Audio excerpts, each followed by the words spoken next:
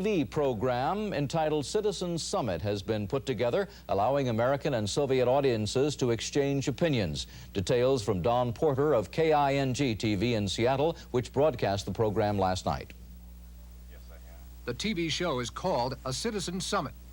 Добрый вечер, Phil. Good evening, Phil. American producers picked an audience of Russians from Leningrad and linked them by satellite TV to an audience of Americans in Seattle, Washington. What process do you disagree by? I'd like to say that we choose our government so that our government can carry out our will. I don't understand how I could be in disagreement with a person who is doing what I want him to do. Moderator Phil Donahue pressed his Soviet counterpart, Vladimir Posner, on the Soviet clampdown on Jewish immigration. Basically, in fact, Jews are the main immigrants, not the others. It's much easier for them, in fact, to immigrate. Outside the Seattle studios, demonstrators opposed to a citizen summit charged the Soviet audience was rigged. They've been very carefully coached and prepared and screened by the Soviet government to take the government's line on every issue. Average or not, the Russians agreed with the Americans on many things. No one in the Soviet Union wants war. My dream is the same as yours, for happiness among peoples. At the end, the Americans in Seattle applauded the Russians in Leningrad. A citizen summit is to air nationwide in the U.S. and in the Soviet Union. Like its Geneva counterpart, a citizen summit changed no minds. It was at best the beginning of a dialogue, a sort of uncomfortable first date between Seattle and Leningrad. Don Porter for NBC News, Seattle. Yesterday, about 400 American and Soviet citizens exchanged views on an intercontinental TV show hosted in the United States by Phil Donahue.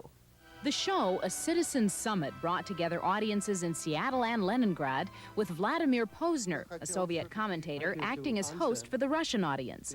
Discussions ranged from differences in lifestyles to U.S.-Soviet relations.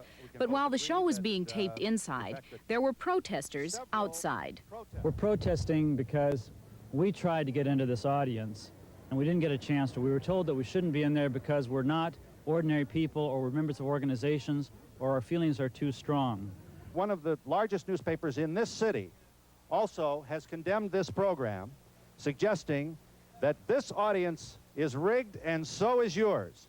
So we come to you bloodied but unbowed, and we want you to know that if we appear to be preoccupied with the issue of human rights, it is because we feel we are reflecting the interests of the American people.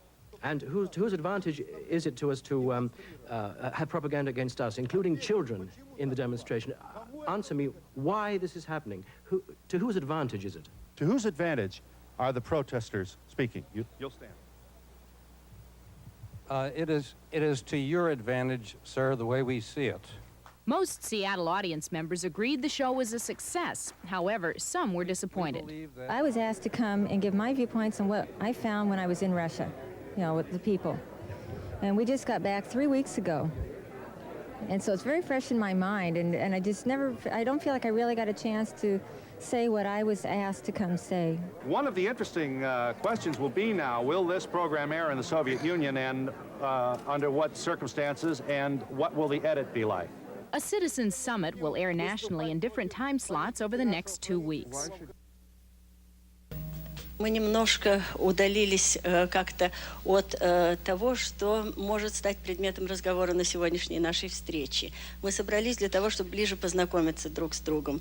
Если мы будем говорить только о высоких политических материях, о которых говорили уже руководители наших стран, говорили достаточно ясно и четко, нам кажется, высказывали позиции, то я боюсь, что это будет просто, так сказать, любительским повторением бесед профессионалов. Мы искренне хотим понять, как воля народа может быть известна правительству, если инакомыслие подавляется и наказывается.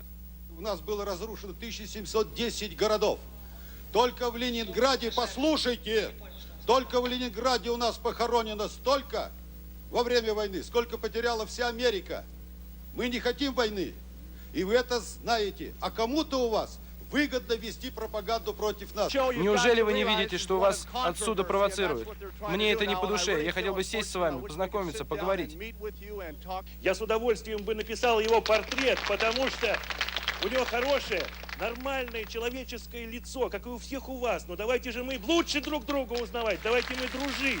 Это самое главное. Давайте же говорить о том, что нас как-то сейчас связывает. Давайте говорить о дружбе, давайте говорить о том, чтобы помочь миру выжить. Давайте, как мне хотелось бы, чтобы могло быть обращение к вам, друзья.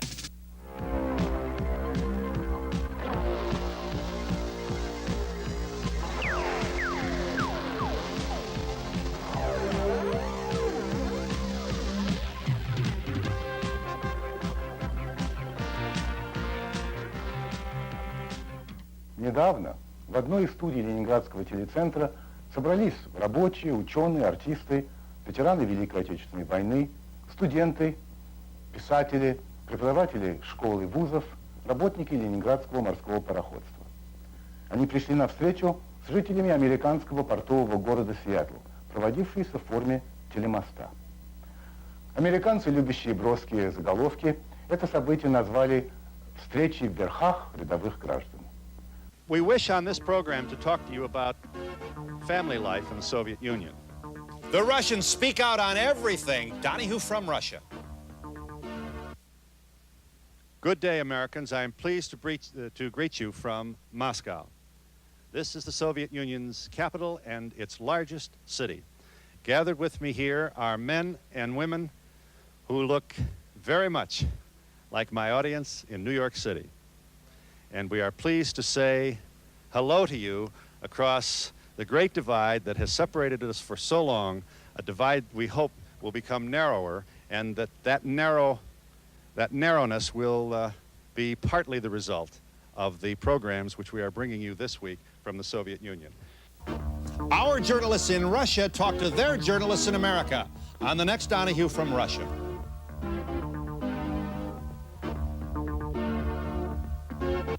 Good day. This is our fourth program, Donahue from Russia. A little bit of a fib today since we are in New York City.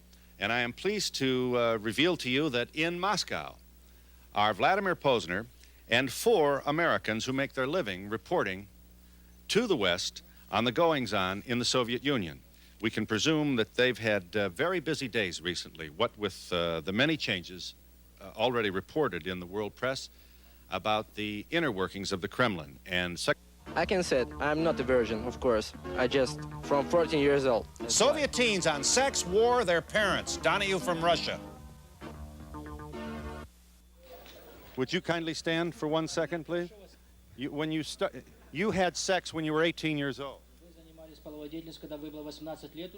Да, только тогда я начал. Yes, that's when I started. Did you use a contraceptive when you practiced sex at age 18? Да. Yes. Did you take care of this matter yourself, or did the girl insist that you do it? Ну, я до этого знал. I knew about it до того before. уже знал многое. Before that, I knew quite a bit. Но до этого знал как, что, чего. I knew how, when, what, Был хорошо etc. подготовлен. I was well prepared. Why do we have to wear what's being worn in America? Citizens of Leningrad critique America. Final show from Russia.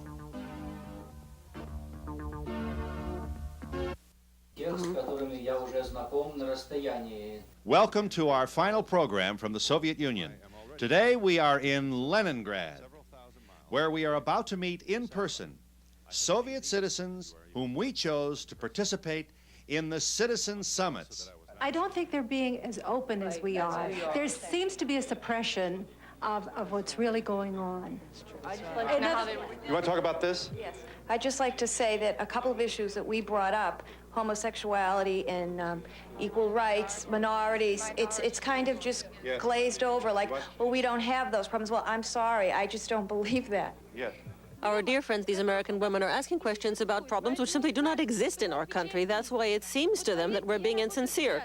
How do these Soviets feel about the Americans they met via satellite on the space bridge? I'd like to say that we have a Russian proverb that the best means of defense is an offense. And it seems to me that the women from Boston were very aggressive. They were not well-intentioned toward us, and they kept trying to catch us at something. Of course, we had to defend ourselves, naturally. But I think that if they had had better intentions toward us, a kinder attitude, they would have gotten better answers. There would have been answers to a broader range of questions.